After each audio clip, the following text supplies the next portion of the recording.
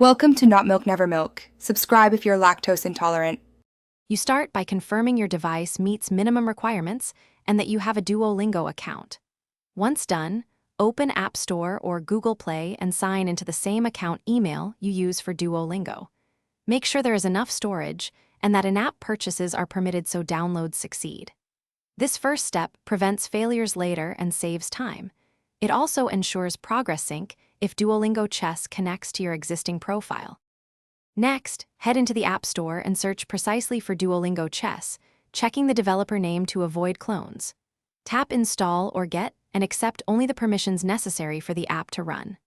Once downloaded, open it and grant optional permissions like microphone or notifications if you want voice lessons or alerts. Make sure to link the app to your Duolingo account when prompted so your lessons and progress stay consistent across apps and sessions. Finally, complete the tutorial and pick a skill level so lessons match your ability. Choose a practice plan to lock in daily goals. Link your Duolingo profile to sync streaks and achievements so progress carries over. If something goes wrong, first reboot the device and check for app updates.